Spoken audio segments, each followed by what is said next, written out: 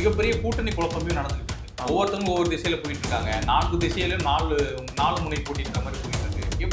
எப்படி இருந்தா கரெக்டா நினைக்கிறீங்க? தமிழ்நாடு முழுவதும் பரவலாக கட்டமைப்பையும் செல்வாக்கையும் வைத்திருக்கக்கூடியது அதிமுக. அப்ப திமுகவை வீழ்த்தணும் அப்படின்னாக்க அதற்கு ஒரே தலைமை அதிமுக தான். அப்ப மாற்று அணி, கடந்த காலங்களில் மாற்று அணி, மூன்றாவது அணி அமைத்தவர்களுடைய நிலைமையெல்லாம் என்னன்னு கடந்த கால வரலாறு இருக்குல்ல. அப்ப மூன்றாவது அணி வெற்றி பெறுவதற்கு இங்க சாத்தியம் இல்லை. அது மட்டும் இல்லாமல் மூன்றாவது அணி அமைப்பதற்கான காரணமும் இல்லை. அப்புறம் எப்படி மற்ற கட்சிகள்லாம் ஒண்ணு சேர்ந்தா வீழ்த்திடலாம் அப்படின்னு முடிவெடுத்தது, அது தவறு. அதை வீழ்த்தணும்னா அதிமுக தலைமையை ஏற்று மற்ற கட்சிகள் அதனுடன் சேர்ந்தால் மட்டும்தான் திமுகவை வீழ்த்த முடியும். அதிமுக மீது ஊழல் அப்படின்ற ஒரு குற்றச்சாட்டு இருக்கு. அதிமுகவும் இங்க பல ஆண்டுகள் வந்து திமுகவை விட பல ஆண்டுகள் வந்து இந்த தமிழ்நாட்டை ஆண்டிருக்காங்க. அப்படி இருந்தும் இங்க அடிப்படை வசதி, அது ரோடு வசதி கூட இல்லாத கிராமப்புறங்கள் இருக்கு. அப்போ இந்த 2 கட்சிகளும் ஆண்டு ஒன்றுமே பண்ணல தமிழ்நாட்டுக்கு. அப்போ மூன்றாவதா ஒரு அணி உருவானும்னா அவங்க ஏதாவது பண்ணுவாங்க. 2 கட்சியின் மேலுமே ஊழல் புகார்கள், குற்றச்சாட்டுகள் இருக்குன்னு சொல்றீங்க. ஊழல் குற்றச்சாட்டோ அல்லது குற்றச்சாட்டுகளோ இல்லாத கட்சி தலைவரோ கட்சி எது இருக்குது தமிழ்நாட்டில்? இது இந்திய அளவில் எது இருக்கு? சீமான் இருக்காரு. சீமான் அண்ணன் மீது என்ன குற்றச்சாட்டு இருக்குன்னா, ஸ்டெர்லைட் துப்பாக்கி சூடு சம்பவம் பக்கம் அந்த பக்கம் போகல, ஸ்டெர்லைட் கிட்ட அவர் பணம் வாங்கிட்டாருன்னு ஒரு குற்றச்சாட்டு இருக்கா. அண்ணாமலை மேல வந்து நிரூபிக்கப்படல. அவர் சிறைக்கு போயிட்டாரா, நீதிமன்றம் போயிட்டாரா, நாம எடுத்து விட்டுறலாம். ஆனா வெளிப்படையாக அவர் மனைவியின் மீது 70 கோடி ரூபாய்க்கு நிலம் வாங்கி இருக்கிறார். இந்த இடத்துல நூல் பிடிச்ச மாதிரி நேரா இருக்கிறவங்க யாருமே கிடையாது. காமராஜர் மேலே குற்றச்சாட்டுகள் இருக்கு. அதிகமா கொள்ளடிக்கிறவங்க விட்டு கம்மியா கொள்ளடிக்கிறவங்க தேர்ந்தெடுக்கலான்ற மனநிலை இந்தியா முழுவதும் நிலவுது. அப்படின்னும் பொழுது இங்க புனிதவான்கள் யாரும் இல்ல. விஜய் இருக்காருல்ல. இப்போ நம்ம சில்பா குமார் ஒரு ஸ்டேட்மெண்ட் கொடுத்தாருல, யாரும் தெரியும், ஆதவ வருஷம் 2000 கோடி பிசினஸ் விட்டுட்டு வந்துட்டாங்க. அதற்கு சபாநாயகர் அப்பாவு ஒரு கேள்வி கேட்டிருந்தாருல, 2000 கோடிக்கு வரி நீ 200 கோடி ரூபாய் செலுத்திருக்கணும், ஆனா 80 கோடி ரூபாய் செலுத்திருக்க, அது என்னடா கணக்கு கேட்கறாருல. இப்ப எந்த ஸ்டேட்மெண்ட் கொண்டு வந்து நீங்க கம்பேர் பண்ணுங்க. அப்ப இந்த இடத்துல வருமான வரி முறைகேடு நடந்திருக்குன்னு நாம எடுத்துக்கலாமா? இடமம் நேயர்களுக்கு வணக்கம். நான் உங்கள் பரத் பேசிட்டு இருக்கேன். இன்னைக்கு நம்ம கூட விதைகள் இயக்கத்தினுடைய யூடியூப் சேனலுடைய ஏழுமலை அவர்கள் தான் இணைஞ்சிருக்காங்க. பிரதர் வணக்கம். வணக்கம். எப்படி இருக்கீங்க? நலம். நல்லா இருக்கீங்க. தொடர்ந்து உங்களுடைய பதிவுகள்லாம் பார்த்துட்டு தான் வரோம். இப்போ கூட அண்ணாமலை அவர்கள் ப்ரெஸ் மீட் கொடுத்தாரு. அது சம்மந்தம் பண்ணி ஒரு வீடியோ போட்டிருக்கீங்க. இப்போ நம்மளுடைய கேள்வி என்னன்னா, திமுக வீழ்த்துறதுக்கு இங்க எதிர்கட்சிகள்லாம் எந்த மாதிரியான கூட்டணி அமைச்சா கரெக்டா இருக்கும்? ஏன்னா இங்க ஒரு மிகப்பெரிய கூட்டணி குழப்பமே நடந்துகிட்டு இருக்கு. ஒவ்வொருத்தவங்க ஒவ்வொரு திசையில போயிட்டு இருக்காங்க. 4 திசையிலும் 4 முனை போட்டின்ற மாதிரி போயிட்டு இருக்கு. எப்படி இருந்தா கரெக்டா இருக்கும் நினைக்கிறீங்க? இந்த முடிவுகள்லாம் எப்ப ஒரு முடிவுக்கு வரும், இந்த குழப்பம்லாம் எப்ப முடிவுக்கு வரும்னாக்க தேர்தலுக்கு 6 மாதங்களுக்கு முன்பு தான் இந்த குழப்பம் எல்லாமே முடிவுக்கு வரும். அது வரைக்குமே அவங்க கூட கூட்டணி, இங்க இருந்து இபிஎஸ் போயிட்டு பாஜகவை பார்த்தாரு, அமித்ஷாவை பார்த்தாரு, அதனால பாஜக அதிமுக கூட்டணியா அப்படின்ற பேச்சுக்கெல்லாம் இப்ப இடமே கொடுக்க முடியாது. ஏன்னா இருதரப்பினருமையும் எடப்பாடி பழனிசாமி அவர்கள் நாங்க கூட்டணின்னு சொல்லல, போய் பார்த்தாரு வந்துட்டாரு. ஆனா அமித்ஷா அவர்கள் என்டிஏ தலைமையில கூட்டணி அப்படின்னு சொல்லியிருக்காரு தவிர எடப்பாடி பழனிசாமி தரப்புல இருந்து சொல்லல. ஏன் அவர் சொல்லணும் அப்படின்னாக்க, தமிழ்நாட்டுல திமுகவுக்கு எதிரான ஒரு கட்சி ஒரு கூட்டணி அமையுமானால் திமுகவை வீழ்த்துவதற்கு அது அதிமுக தலைமையில தான். ஏன் அப்படி சொல்றேன்னாக்க, விஜய் அவர்களை உதாரணத்துக்கு எடுத்துக்குவோமே. விஜய் அவர்களுக்கு அடிப்படை கட்டமைப்பு வசதி தமிழ்நாடு முழுவதும் இருக்கிறதா? இன்றைய வரைக்கும் முழுவதமாக மாவட்ட செயலாளர்களை நியமிக்கல. அண்ணன் சீமான் அவர்களுக்கு தமிழ்நாடு முழுவதும் ரசிகர்கள் இருக்கிறாங்க அப்படின்னு சொல்லலாம். அப்படி இல்லைனாலும் அவருக்கான தொண்டர்கள் இருக்கிறாங்கன்னு சொல்லலாம். ஆனால் அமைப்பு ரீதியாக தமிழ்நாடு முழுக்க கட்டமைச்சு வச்சிருக்காங்களானாக்க அவருக்கும் கிடையாது.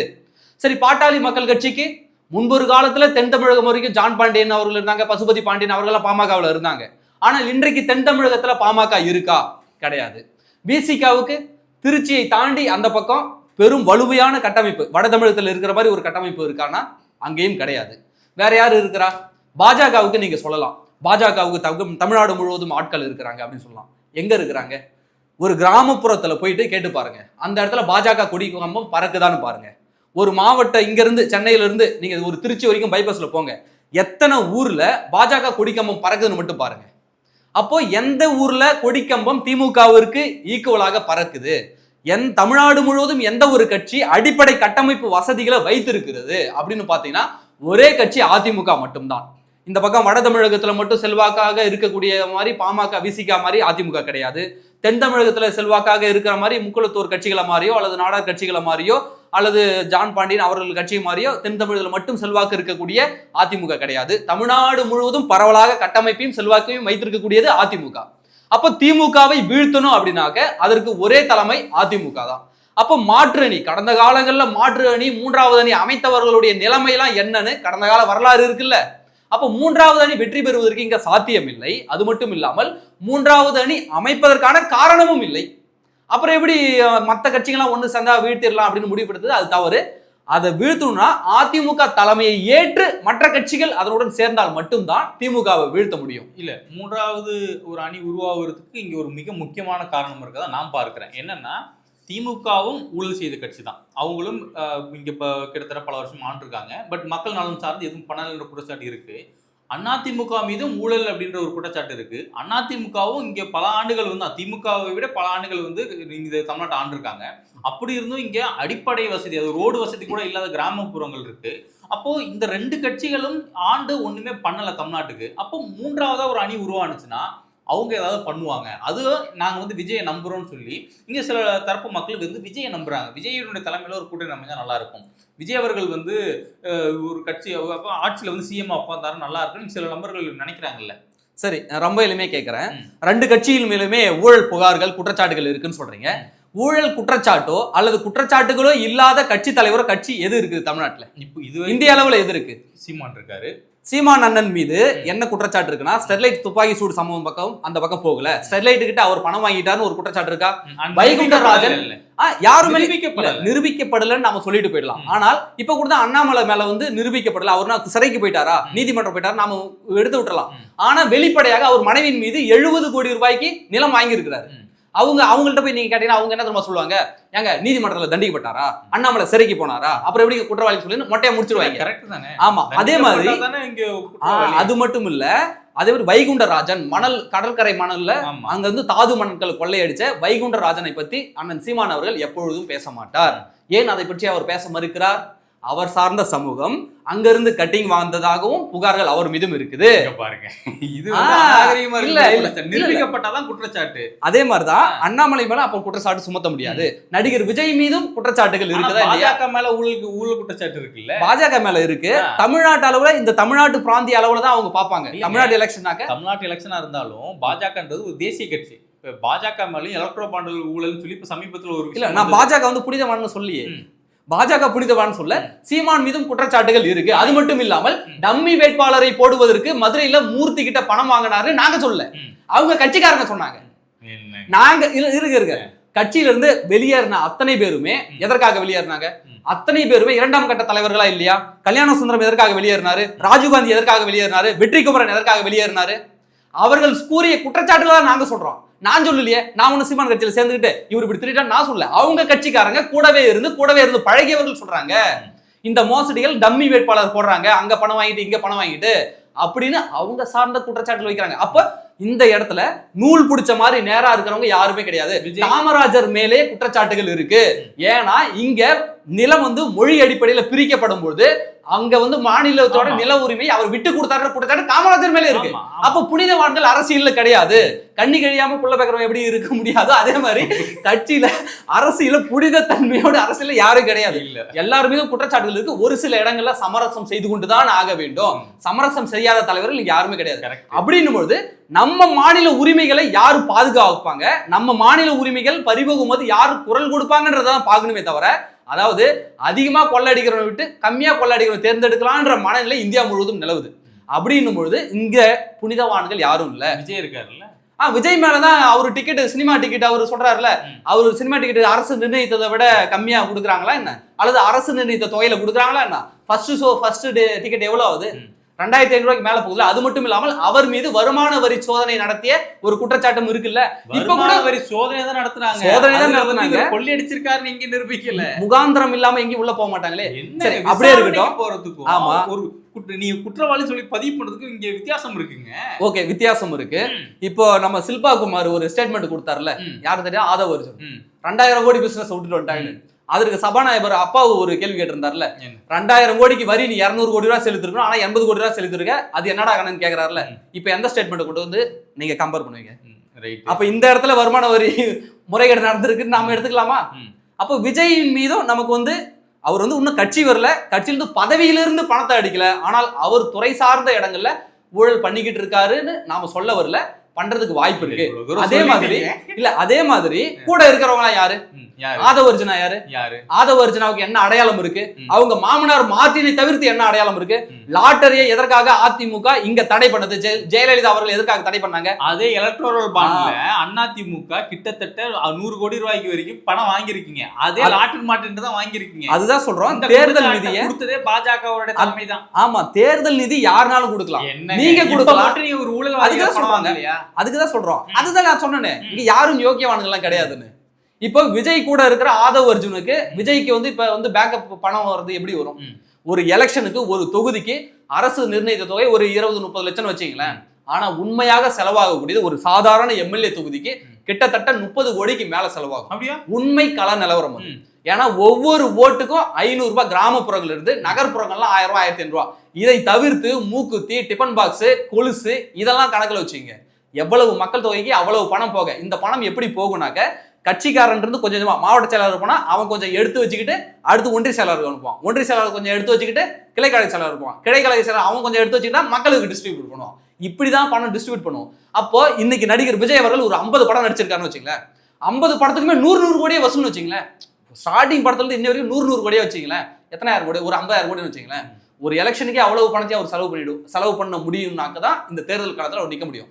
அப்ப அவர் எந்த தைரியத்தில் நிற்கிறாரு? மொத்த வருமானத்தையும் மொத்த சேமிப்பையும் செலவு பண்ணிட்டு நாம இந்த களத்துல வந்து நிக்கணும்ன்றதுக்காக அவர் வந்து நிற்கிறாரா? வெற்றி பெற முடியாதுன்னு அவருக்கு தெரியும், தனித்து நின்று வெற்றி பெற முடியாதுன்னு. அப்படி இருக்கும்பொழுது மொத்த பணத்தையும் விட்டுலாம் சொல்லிட்டு வராரா? அப்ப அவருக்கு பின்னின்று இயக்குவது யாரு? அவங்களுக்கு ஃபண்டிங் பண்றது யாரா இருக்கும்? அப்போ ஒரு தேர்தலுக்கு எவ்வளவு செலவாகும் இப்படிலாம் கணக்கு வச்சாக்க அவர் கூடவும் ஊழல்வாதிகள் இருக்கிறாங்க, மக்கள் பணத்தை சுரண்டியவர்கள் இருக்கிறாங்கன்னு நான் சொல்ல வரேன். சரி, இப்ப விஜய் அவர்களும் ஊழல் பண்ணிருக்காங்க, ஆட்சிக்கே வராம ஊழல் பண்ணிருக்காரு. சீமான் அவர்கள் மீதும் சில குற்றச்சாட்டை நீங்க முன்வைக்கிறீங்க, அதிமுக மீதும் ஊழல் குற்றச்சாட்டு இருக்கு. அதுக்கு நீங்க ஒரு சிறப்பான உதாரணம் வேற சொன்னீங்க. கண்ணிக்கலையும் உள்ள வைக்க முடியுமான்னு கேக்குறீங்க. இல்ல உண்மை அதானே, நம்ம மறைக்க முடியுமா? இப்ப நம்ம கேள்வி என்னன்னா, நீங்க யாரை தேர்ந்தெடுப்பீங்க? இல்ல நான் யாரை தேர்ந்தெடுப்பேன்னா, இப்போதைக்கு தமிழ்நாட்டுல மக்களுக்கு எதிரான ஆட்சி என்ன நடந்துட்டு இருக்குன்னா திமுகவினுடைய ஆட்சி. அப்ப திமுகவை வீழ்த்தணும், திமுகவை வீட்டுக்கு அனுப்பணும், அவர்களை ஆட்சி அதிகாரத்திலிருந்து அகற்றணும்னாக்க அதற்கு பாசிபிள் எதுனாக்க அதிமுக கூட்டணி, அதிமுக தலைமை தான். அதிமுக தலைமையினால் மட்டும்தான் திமுகவை அகற்ற முடியுமே தவிர, இதுல 3வது அணி கட்டமைச்சு நாங்க வீழ்த்த போறோம்னு எவனாவது வந்தானாக்க அவன் திமுகவுக்கு உதவி செய்யறான்னு அர்த்தம். திமுக வெற்றி பெறுவதற்கு மறைமுக உதவி செய்யறான்னு தான் அர்த்தம். ஏன்னா இங்க கிளியர் வியூ இருக்கு, அடிப்படை கட்டமைப்பு வசதி இவங்க கிட்டதான் இருக்கு.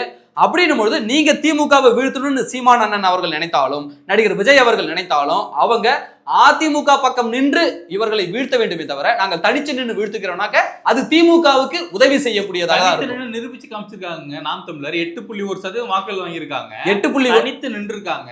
அவங்க திமுக எதிர்ப்புன்ற ஒரு ஒற்றை நோக்கத்துல இதுவரை அதெல்லாம் அதிமுக அந்த மாதிரி நிக்க முடியுமாங்க? அதேதான் நான் கேட்கிறேன். அதிமுகவுக்கு இன்றைய வரைக்குமே கண்ணை மூடிக்கிட்டு சொல்லுவாங்க. தூக்கத்துல எழுப்பி அதிமுக எழுப்பி அந்த தொண்டனை கேட்டா கூட சொல்லுவான், ஏ தீய திமுக அப்படின்னு தான் பேசுவாங்க. திமுக எதிர்ப்புல அதிமுகவும் இன்றைய வரைக்கும் நிலையாக தான் இருந்திருக்கிறது திமுக எதிர்ப்புல. சரி, இது சீமான் அண்ணன் அவர்கள் கணக்கே வரும். வாக்கு வங்கி நிரூபிச்சிருக்காங்கன்னு சொன்னீங்க.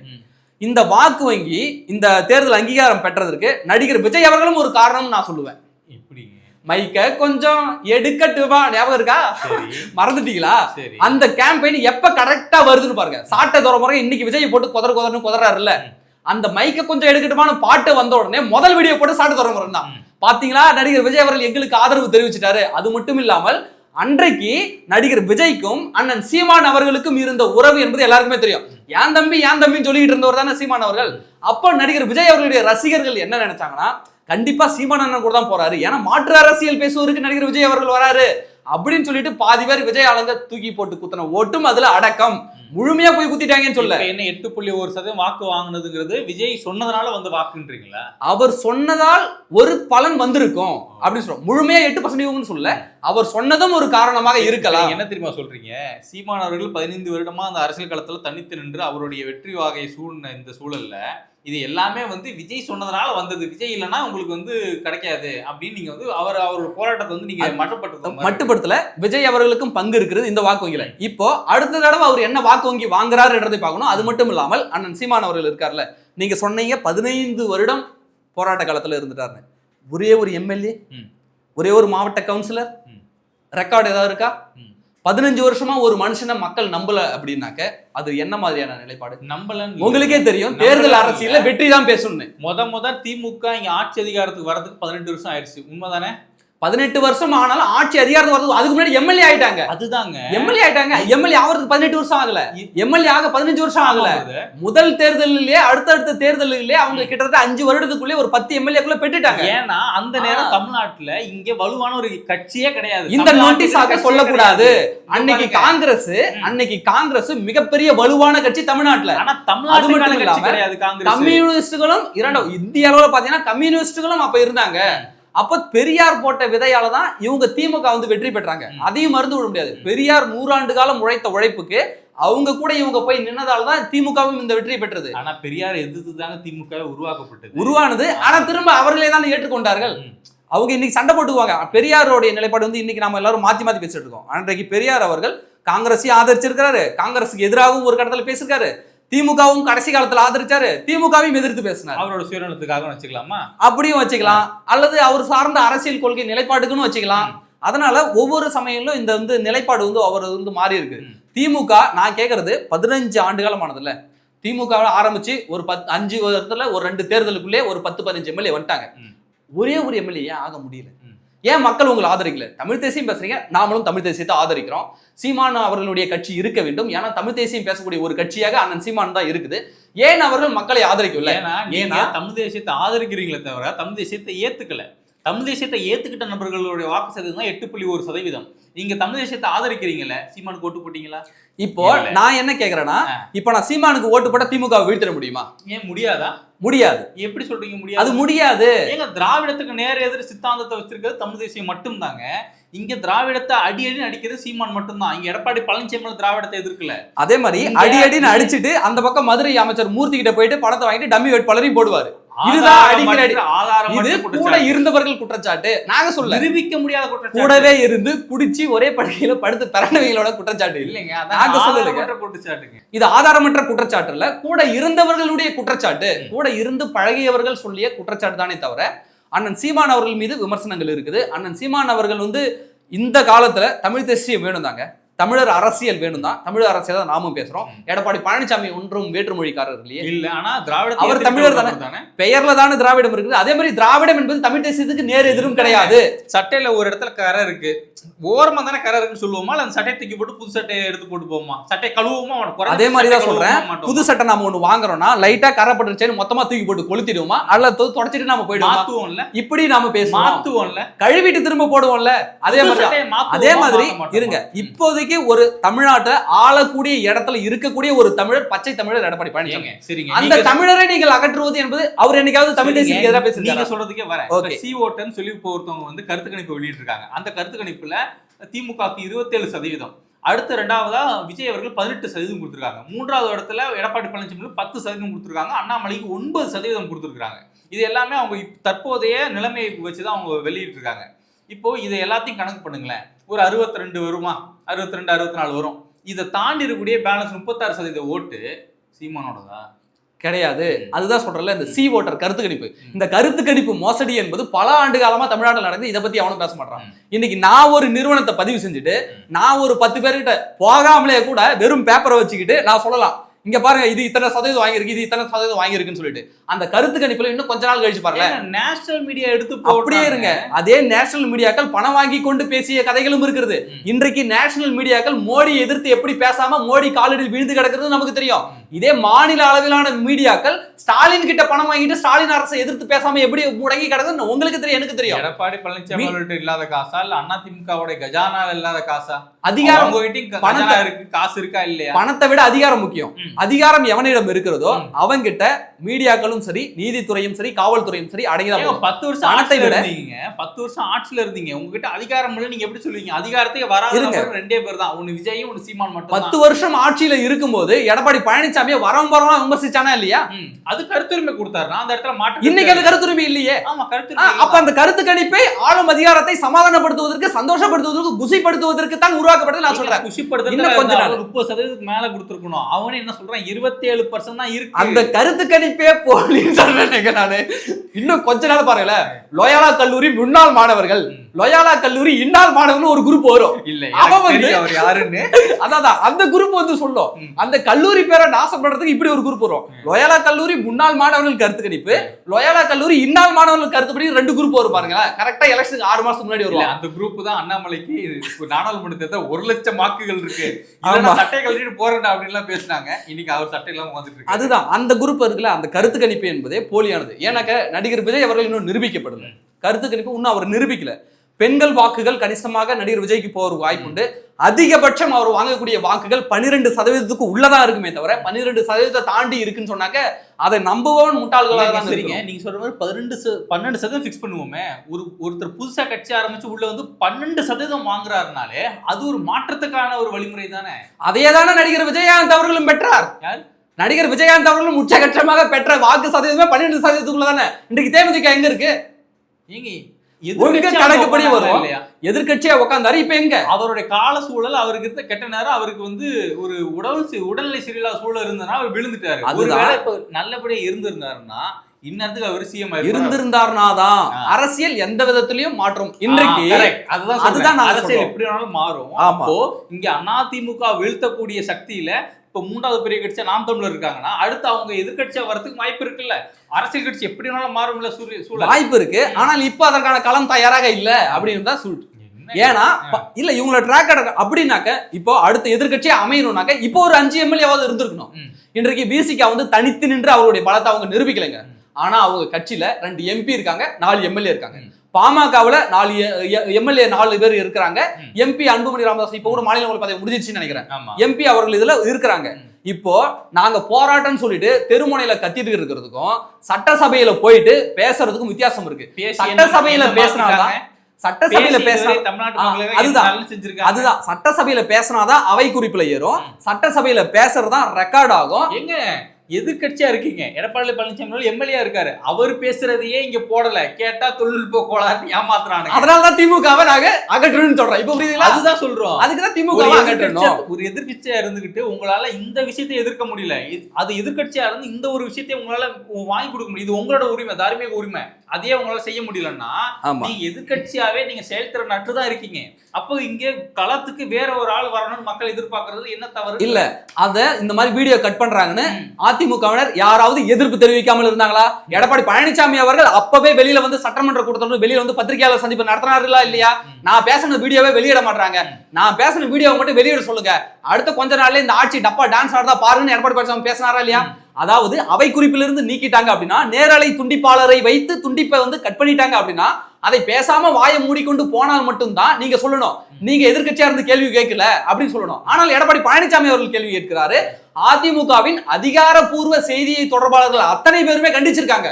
ஏங்க எடப்பாடி பழனிசாமி பேசுறத வெளியிட மாட்டேங்கிறீங்க, எதுங்க நேரலையை கட் பண்றீங்க, எதுங்க அவை குறிப்பில இருந்து நீக்கிறீங்க அப்படின்னு சொல்லிட்டு அதிமுகவில இருந்து எதிர்வினை ஆட்டிட்டு தான் இருக்காங்க. ரைட். இப்ப என்ன கேள்வின்னா, திமுக எதிர்ப்பு மனநிலையில திமுகவை ஒழிக்கணும், எதிர்க்கணும், அதை வீழ்த்தணும்ன்ற மனநிலையில இங்க இருக்கக்கூடிய எதிர்கட்சிகள்லாம் ஒன்று சேரணும்னா என்ன பண்ண முடியும்? ஏன்னா இங்க அதிமுக ஒரு புறம், நாம் தமிழ் கட்சி ஒரு புறம், தமிழக வெற்றி கழகம் ஒரு புறம், அண்ணாமலை அவர்கள் ஒரு புறம். அவர் கூட இன்னைக்கு சொல்லியிருக்காரு, நான் எப்போதும் சொன்ன அதே கருத்து தான், எங்க தலைமையில தான் கூட்டணி, நாங்க அதிமுக கூட கூட்டணி வைக்க மாட்டோம், ஆல்ரெடி சொன்னதான் நாங்க ஃபாலோ பண்ண போறோம்ன்ற மாதிரி அவர் சொல்றாரு. ஃபியூச்சரை வெயிட் பண்ணி பாருங்கன்றாரு அவர். அப்போ ஒவ்வொரு நபர்களும் தனித்தனியா இருக்கும்போது இங்க வெற்றி வாய்ப்பு அப்படிங்கிறது நீங்க திமுகவுக்கு தானே தூக்கி கொடுக்குறீங்க எல்லாரும். அதுதான் தேர்தலுக்கு 6 மாதத்துக்கு முன்பு கூட்டணி நிலவரம் அனைத்தையுமே மாறும். அது மட்டும் இல்லாமல் ஒரு கட்சி என்ன சொல்லணும் அப்படின்னாக்க, இன்னைக்கு இருக்கக்கூடிய கம்யூனிஸ்டுகளை இன்னைக்கு போய் கேட்டா கூட சொல்லுவாங்க, நாங்கள் இந்திய பாராளுமன்ற ஜனநாயகத்தை அகற்றிவிட்டு நாங்கள் எங்களுடைய மக்களுடைய சோசலிச சமூகத்தை அமைப்போம் இன்னைக்கு கூட அவங்க சொல்லுவாங்க. நாம் தமிழர் கட்சியை கேட்டா கூட எங்கள் ஆட்சி தான் மலரும்னு சொல்லுவாங்க. விசிகாவை கேட்டா கூட ஏன் தலித் முதல்வர் ஆகக்கூடாதா அப்படின்னு தான் கேட்பாங்க. இதே மருத்துவர் ராமதாஸ் அவர்கிட்ட போய் கேட்டா கூட வன்னியன் நாடாளக்கூடாதான்னு அவர் தான் கேட்பாங்க. எல்லா கட்சியுமே என்ன சொல்லணும்னாக்க, நாங்கள் ஆட்சி அதிகாரத்தை பிடிப்போம். இதை ஜான் பாண்டியன் அவர்களும் சொல்லலாம், கிருஷ்ணமூர்த்தியும் சொல்லலாம். அதையே தான் இன்னைக்கு அண்ணாமலையும் சொல்லியிருக்காரு, நாங்கள் தான் ஆட்சியை பிடிப்போம், எங்கள் தலைமை தான் கூட்டணி அமையணும். இது வந்து ஒரு கட்சியினுடைய தலைவர் சொல்லியே ஆகணும். இதை சொல்லாம விட்டுட்டா தொண்டர்கள் சோர்வடைஞ்சிருவாங்க. இது தொண்டர்களை குஷிப்படுத்துவதற்கு சொல்லக்கூடிய வார்த்தை தானே தவிர கள நிலவரம் அல்ல. அப்ப 6 மாதத்திற்கு பின்பு ஒருவேளை அதிமுக கூட பாஜக போயிடுச்சுன்னா, போகாது போயிடுச்சுன்னா சொல்றேன், அப்ப அண்ணாமலை இந்த பேச்ச என்ன கேட்பாரு? இதுக்காக மன்னிப்பு கேட்பாரா? கேட்க மாட்டாரு. இல்ல அதிமுக பாஜக போகாது நீங்க நினைக்கிறீங்களா? இல்ல போகாது அப்படின்னு நான் சொல்லுவேன். ஏன்னா அது வந்து தற்கொலைக்கு சமம் அப்படின்னு சொல்லுவேன். அதிமுகவிற்கு தற்கொலைக்கு சமம். அதுதான் நான் கேட்கிறேன். இப்ப தற்கொலை முயற்சிக்காக இப்ப எடப்பாடி பழனிசாமி அவர்கள் போய் அமித்ஷா மீட் பண்ணிட்டு இருக்காரு. ஆனா தற்கொலை படிக்கிற ஐயா அப்படி அமித்ஷா யாரு? யாரு? இந்திய தேசத்தினுடைய உள்துறை அமைச்சர். சரி, மீட் பண்ணிட்டு வெளியில வந்து நாங்க பாஜக கூட கூட்டணி போறோம்னு சொன்னார். ஐபிஎஸ் சொல்லல. அப்போ ஒரு இந்திய தேசத்தினுடைய உள்துறை அமைச்சர், அவர் உங்களுக்கு உள்துறை அமைச்சர், எனக்கு உள்துறை அமைச்சர், அவர் அங்க போய் என்ன பேசினாருனாக்க தமிழ்நாட்டுல நிலவக்கூடிய சட்ட ஒழுங்கு பிரச்சனைகளை பத்தி பேசியிருக்கிறாரு. அது மட்டும் இல்லாமல் இந்த டாஸ்மாக் ஊழல் சம்பந்தமாக பேசியிருக்கிறாரு. இதை மரியாதை நிமித்தமாக தான் பேசியிருக்கிறாரே தவிர அங்க போயிட்டு நான் ஐயா சாமி உங்க கூட நாங்க கூட்டணி வந்துடும் வாங்க கூட்டணின்னு சொல்ல மாட்டாங்க. ஏன் அப்படின்னாக்க இங்க தேர்தல் காலத்துல பாஜகவோட வாக்கு வங்கின்னு இன்னைக்கு அவங்க ப்ரொஜெக்ட் பண்ற வாக்கு வங்கி என்பது போலியான வாக்கு வங்கி. நான் இப்ப என்ன கேட்கிறேன், எடப்பாடி பழனிசாமி அவர்கள் போயிட்டு அமித்ஷா மீட் பண்ணிட்டு வந்தாரு. ஆனா நாங்க என்டிஏ கூட்டணிக்கு போறோம்னு அவங்க சொல்லல. அதிமுக தலைமையில பிஜேபி கூட்டணி வரப்போகுதுன்னு எடப்பாடி அவர்கள் சொல்லல. ஆனா அமித்ஷா அவர்கள் ஒரு நேஷனல் மீடியா ஒரு இன்டர்வியூ கொடுக்கும்போது அவர் என்ன சொல்றாரு, திமுக கூட்டணியை வீழ்த்தணும், திமுக வந்து எதிர்க்கணும், ஒழிக்கணும்னா நாங்க கூட்டணி வைக்க தான் போறோம், எங்க இந்திய கூட்டணி கன்ஃபார்ம் ஆயிடுச்சு கிட்டத்தட்டன்னு ஒரு விஷயத்த பதிவு பண்றாரு. பதிவாயிருச்சுன்னா யாரு கூட கூட்டணி வைக்க போறீங்க? அதிமுக தான் கூட்டணி. இல்ல இந்தியா கூட்டணியில வந்து அதிமுக மட்டும் இருக்கா? உள்துறை அமைச்சர் சொல்லியிருக்காருங்க. இந்தியா கூட்டணியில அதிமுக மட்டும் இருக்கா? எங்க என்டிஏ பாமக இருக்கு. என்டிஏ கூட்டணியில அதிமுக மட்டும் இருக்கா? என்டிஏ கூட்டணியில பாமக இருக்கு, ஜான் பாண்டியன் இருக்காரு, தேவநாதன் யாதவ் இருக்காரு, ஏசி சண்முகம் இருக்கிறாரு, அவர்களும் இந்தியா கூட்டணியில தான் இருக்கிறாங்க. ஆனால் எடப்பாடி பழனிசாமி இந்தியா கூட்டணியில வெளியே வந்து எப்பயோ 2 தேர்தல் முடிஞ்சு போச்சு. வெளியே வந்து 2 தேர்தல் முடிஞ்சு போச்சு. இல்ல வந்து ஜெயிக்கல தமிழக மக்கள் எடப்பாடி பழனிசாமி ஜெயிக்கலன்னாக்க, ஏன் எம்பி எலெக்ஷன்ல ஜெயிக்கல அப்படின்னாக்க அது தமிழ்நாட்டுக்கான தேர்தல் அல்ல. அது மட்டும் இல்லாமல் எடப்பாடி பழனிசாமி அவர்கள் சட்டமன்ற தேர்தலில் அவர் பெற்ற வாக்குகள் 10 வருட காலம் ஆட்சியில பல அதிருப்திகள் இருந்தாலும் சில குற்றச்சாட்டுகள் இருந்தாலும் கூட 65 எம்எல்ஏக்களை இந்த மக்கள் வாரி வழங்கியிருக்காங்க. நீங்க என்னங்க எதிர்கட்சி வரிசையில் எதிர்கட்சியா தானே இருக்காங்க, ஜெயிக்கல அப்படின்னு நீங்க சொல்லலாம். இதே கலைஞர் கருணாநிதி அவர்கள் 10 ஆண்டு காலம் தொடர்ச்சியாக 20 ஆண்டு காலம் வீட்டுல இருந்தவங்க தானே. ஒரு சமயம் 2016 எலெக்ஷன் நினைக்கிறேன், விஜயகாந்த் அவர்கள் எதிர்கட்சி தலைவராக ஆகிறாரு. எதிர்கட்சி தலைவராக கூட வக்கில்லாத திமுக வீட்டுல இருந்த கதையெல்லாம் நம்ம பார்த்திருக்கோம்ல. அதனால திமுக அழிஞ்சிருச்சா? மீண்டும் வந்து இன்றைக்கு ஆட்சியை பிடிக்கலாம். எம்பி தேர்தலில் ஏன் அதிமுக ஜெயிக்கல அப்படின்னாக்க அது மாநிலத்துக்கான தேர்தல் இல்ல, மோடி வேண்டுமா வேண்டாமா என்ற தேர்தல் தான். நீங்க கண்ணை மூடிட்டு தமிழ்நாட்டில் யாரை கேட்டாலும் பாஜகவை எதிர்ப்பு தான் பேசுவாங்க. இன்றைய வரைக்கும் எதிர்காலத்துல மாறுவதற்கு வாய்ப்பு இருக்கு. ஆனால் இன்றைக்கு கள நிலவரம் என்னன்னாக்க பிஜேபிக்கு எதிரான மனநிலையில் தான் இருக்குது. அதை பல்வேறு வாக்குகளாக பிரித்து கூட என்னால சொல்ல முடியும். இப்போ ஒருவேளை அதிமுக வந்து பாஜக கூட்டணி வச்சாங்கன்னா உங்க ஆதரவு இருக்குமா இருக்காது? இல்ல கஷ்டப்படுகிறாரு. இல்ல ஒருவேளை கூட்டணி வச்சுட்டாங்க அப்படின்னாக்க அவங்க குறைந்தபட்ச செயல் திட்டத்தோடு அதிமுக நிச்சயமாக வைக்கணும். என்னன்னாக்க நீட் தேர்வை முழுமையா ரத்து பண்ணணும். இந்த காவேரி முல்லை பெரியாறு பிரச்சனைகளை அதற்கு உரிய தீர்வை கொடுக்கணும்னு சொல்லிட்டு ஒரு குறைந்தபட்ச செயல் திட்டம், தமிழர் உரிமைகளை மீட்டெடுக்கக்கூடிய ஒரு குறைந்தபட்ச செயல் திட்டத்தோடு தான் கூட்டணி வைக்கணும் அப்படின்ற வேண்டுகோளை நாம வைக்கலாம். அதுல குறிப்பா ஈழத்தமிழர்களுக்கு குடியுரிமை வழங்கக்கூடியது அதையும் குறிப்பா சேர்க்கணும். அப்ப தமிழர் வாழ்வுரிமை சார்ந்த பிரச்சனைகள்ல ஒரு குறைந்தபட்ச செயல் திட்டத்தை வைத்துக் கொண்டு வேணுமானால் நீங்க அந்த கூட்டணி நீடிக்கலாமே தவிர எல்லா விஷயமும் பல ஆண்டுகளா இங்க இருக்கிற எல்லா கட்சியும் அவங்களுடைய மேனிபெஸ்டோல சொல்றதுதான், தேர்தல் அறிக்கையில சொல்றதுதான். இதுவரை எதுவும் நடந்த மாதிரி இல்ல. திமுக என்ன சொல்லிட்டு இருந்தாங்க, முதல் கையெழுத்தே நீட்டுக்கு தான், போட்ட தூக்கிடுவோம், வெக்கமான சூடு சுரணலாம் வேணும் அப்படின்லாம் சொல்லிட்டு போனாரு. பண்ணல. ஏன்னா இதையெல்லாம் நான் சொன்னது பிரச்சனைகள் எல்லாமே இரு மாநிலங்களுக்கு இடையேயான பிரச்சனை. இதை தீர்த்து வைக்கக்கூடிய அதிகாரம் யாருக்கு இருக்குனாக்க மத்திய அரசுக்கு இருக்கு. இல்லைங்க, அதனாலதான் நாம சொல்றோம் 10 வருஷம் பாஜக ஆட்சியில இருந்திருக்கு. அதுல கிட்டத்தட்ட பாதி அதிமுக பீரியட்ல தான் அவங்க ஆட்சியில் இருந்திருக்காங்க. இதெல்லாம் கணக்கெடுத்து பார்த்தும் கூட பாதி இல்ல 4.5 வருஷம். அதான் பாதி 4.5 வருஷம் பாதி தானே. இந்த 4.5 வருஷத்திலே உங்களால ஒரு விஷயத்தை கூட உங்களால செய்ய முடியல. அதிமுக பீரியட்ல தான் இங்க நீட் அமுல்படுத்தப்பட்டது. யார் கையெழுத்து போட்டாங்க பேசிக்க வரல. அமுலுக்கு வந்தது காரணம் அதிமுக ஆட்சியில் இருக்கும்போது தான். ஸ்டெர்லைட் பிரச்சனை இன்னைக்கும் பாஜக ஸ்டெர்லைட்டுக்கு ஆதரவாக தான் இருக்கிறாங்க.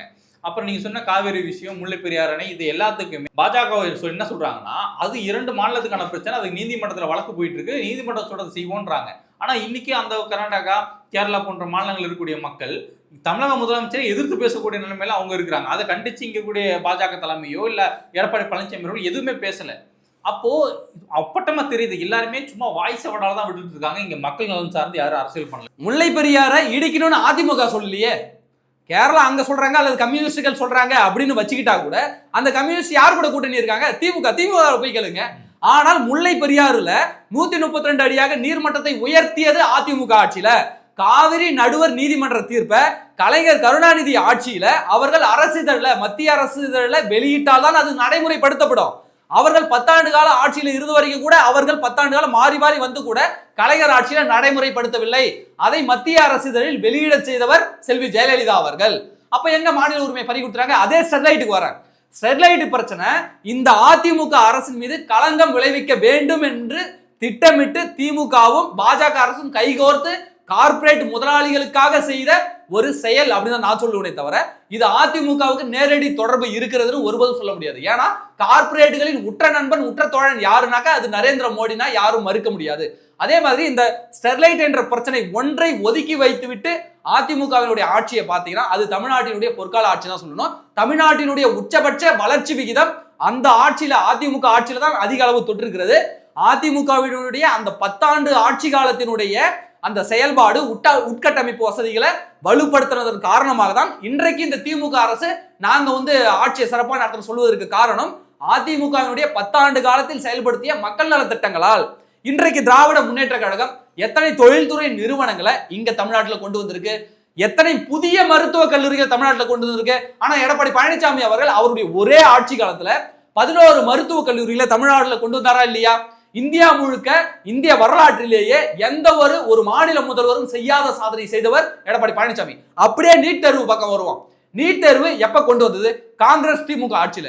உடனே திமுக என்ன சொல்லுவாங்க, ஏங்க நீட் தேர்வை நாங்க இந்தியா முழுவதும் கொண்டு வந்தா கூட தமிழ்நாட்டுக்குள்ள வர விடாம தானே பண்ணோம். சரிடா விஷம் கொஞ்சம் கொடுக்குறேன், வாய்க்கு தானே போகுது, மத்த உறுப்புலாம் நல்லா இருந்தா பரவாயில்ல அப்படின்னு சொல்லிட்டு குடிச்சிருவீங்களா?